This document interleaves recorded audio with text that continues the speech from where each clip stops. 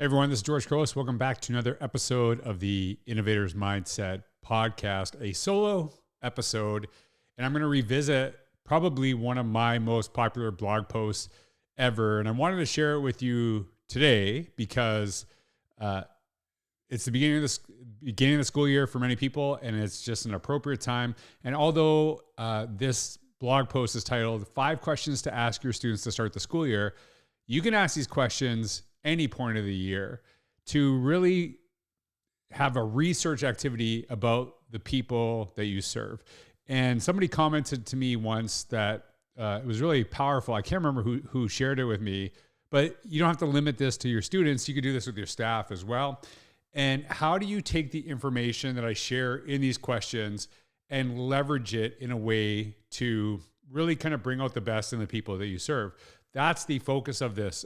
One of the things I've really been focusing on several years is to move away from the idea of being data-driven to the idea of being learner-driven, evidence-informed practice. And I talk about that in my co-authored book, Innovate Inside the Box, with Dr. Katie Novak, a very good friend of mine, really connected to UDL, multi-tiered support systems, in this book and how we bring out the best. So this post is also in this book. So if you want some activities, some ideas, you can really kind of connect with this. And before I get into the questions, I want to share how this is a really relationship-based activity to know your students. And there's a reason I wanted to really be explicit with this. There's some pushback, and it's really interesting, on the notion of, like, have you tried relationships? I see that on social media all the time.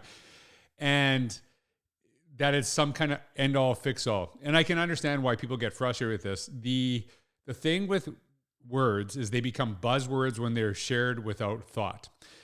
When we just say the word relationships, what sometimes people believe is that simply being all warm and fuzzy with your kids, they like you, you like them, and that will fix everything. That is not what I mean by it at all. And I think I need to really kind of get better at explaining that and connecting that. And I'm trying to model this too, because I think it is really something that people need to be cognizant of when they utilize this term.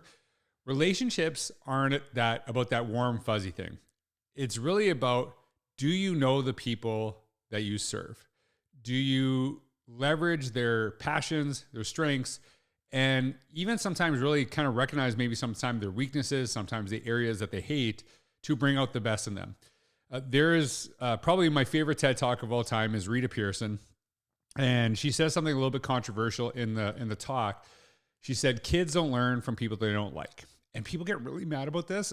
And what's interesting, because they don't agree with that. You can learn from people you don't like. And I agree. You can learn from people you don't like. I've learned from people I dislike.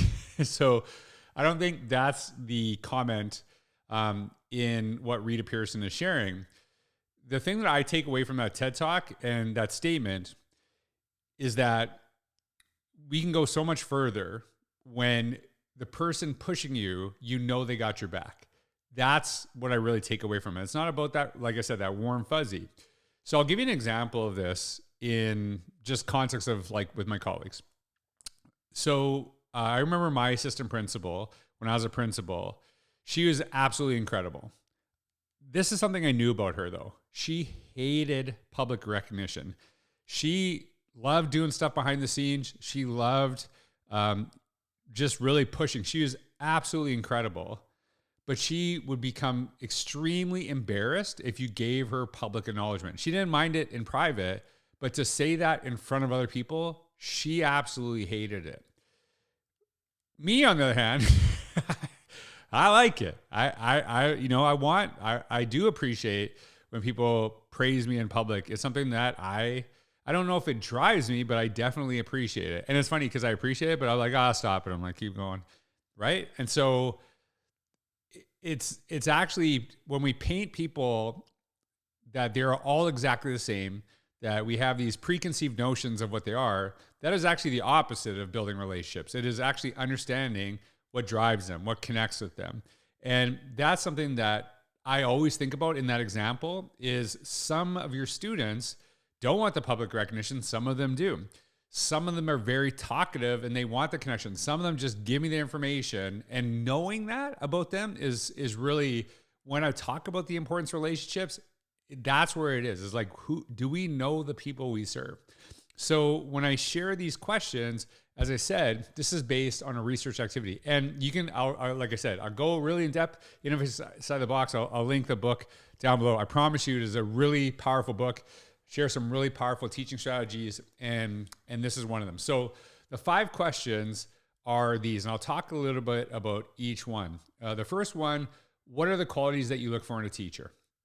And what I love about this question is the idea is, do you actually ask this at the end of the year or the beginning of the year or in the middle or any time?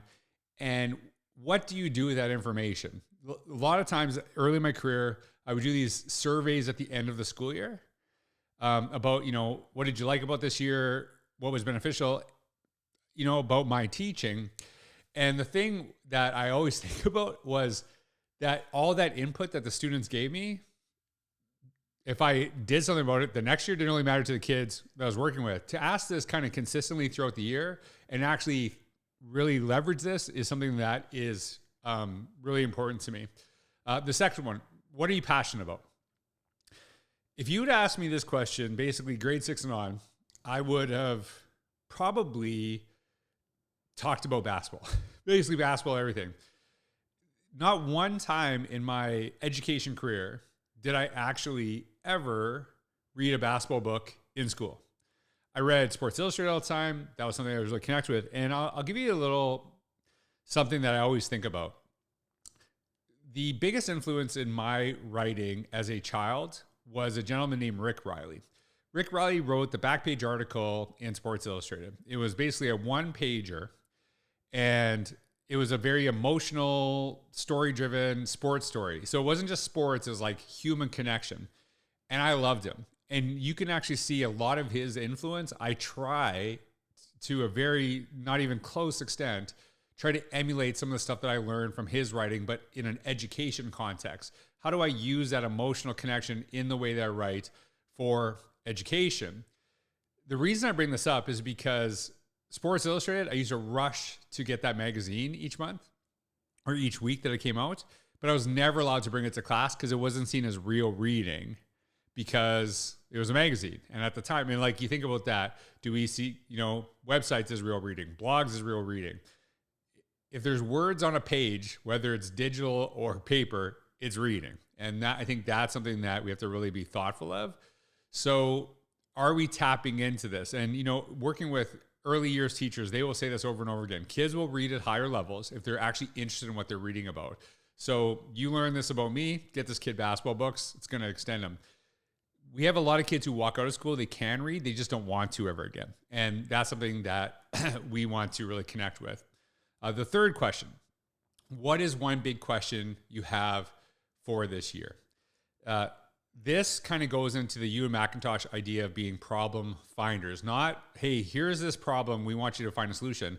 What's something that you want to solve? What's something that you are really passionate about and that you can actually connect with? I remember years ago, I'm working with a group in Georgia, and the teachers did this project called like a capstone project. Every single year, students would propose things that they would want to solve, and they would have some time throughout the year to actually have an impact on that. One of the things that really matters to me is the idea of ownership in our community. Do we actually see that things that we do, whether we're students, whether we're staff, are having an impact on our day-to-day? We always talk about connecting with people across the world, but I think it's really important that we give students, our staff, an opportunity to really make a difference within their local community. Developing the leaders of tomorrow really starts with giving powerful leadership opportunities today.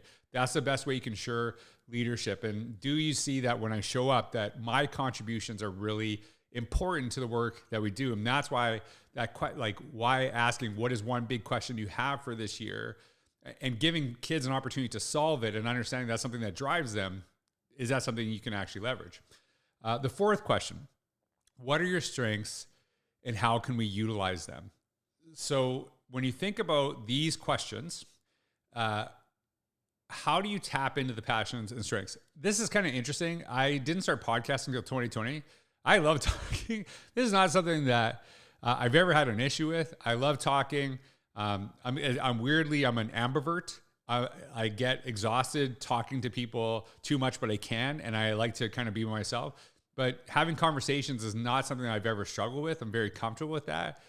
Yet the classrooms where I struggled most were the classes that I felt like they were trying to make me into something I would never be. I was constantly told, hey, quit talking. And now I speak for a living, which is kind of ironic.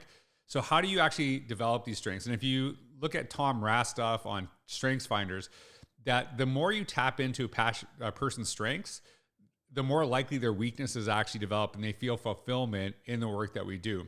If you're doing, for example, as I mentioned, UDL, multi-tiered support systems, response intervention, too often what we do is we bring groups together and we say, hey, you know what? This kid sucks at this. Here's how we're going to fix them. Whereas the first thing we should be saying is, what is this person really good at? How do we tap into that? How do we actually leverage that to bring out the best in them? And as I always share, it is not about ignoring weaknesses. It's just about starting with strengths. If people feel valued, they will go to the ends of the earth for you. And then the last question, what does success at the end of the year look like to you? So when you think of this question, too often we have determined what makes kids successful in school. We, have certain grades and things like that. Some of the smartest kids in our schools today are terrible academically. And do they walk out feeling that they're not good at anything when they actually should be understanding, what am I really good at when I walk out of here? And it doesn't necessarily have to be an academic thing. And this is why I talk about this idea of Innovate Inside the Box. So for example, you have a kid who wants to become a YouTuber, you got to teach science, right? Could you get the kid to explain a science concept through a video, which would actually help them focus on, some of their goals and aspirations of becoming a content creator through that process, while also making sure that you check your box that you have to teach them the curriculum, right? And so I think that a lot of times when we are defining success for other people, why would I aspire to something I'm not interested in? When you have people define success on their own and what are the steps for them to get to that point, it becomes much more authentic and it builds that agency into schools. If you're telling me what success is and you listening to this and me talking right now, we could both be really successful people, but the way we measure that is so different, right? What success is to me and what success is to you could be two totally different things. Why would that be any different for students in our schools? And so I think that when you ask that question, what does success at the end of the year look like to you? You are helping people define their own goals and ambitions and then actually encouraging them to figure out the steps to get to that point. That is something that really, really matters to me, because too often we are defining what success is for others. And then when they don't aspire to what we have determined, it makes them kind of feel crappy, even though they had no say.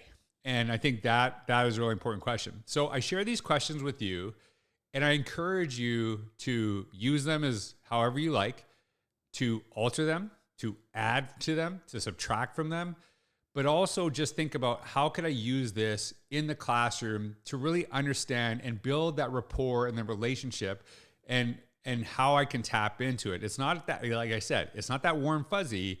It's about knowing what makes people tick, to leverage it to bring out the best in them. That is the goal of the work we do in education, whether you're a principal, superintendent, teacher, custodial staff. It does not matter your role. It is, how do you bring out the best in the people you serve? How do people elevate because of the work that you do, not get to a point that you want them to get to. And so I think that's why I wanted to share these questions again. So I'd love to know your thoughts, your ideas. If you have any questions that you ask at the beginning of the year to kind of see as that research activity that you'd love to add, I'd love to see them in the comments down below. But thanks for being a part of this podcast. Thanks for taking the time to listen. I hope this helped you in some way, to not just maybe start off the school year, but to maybe actually do this at some point in the year. How do we actually learn more about the people we serve so we can actually do our best to bring out the best in them? Thanks for all you do. Take care.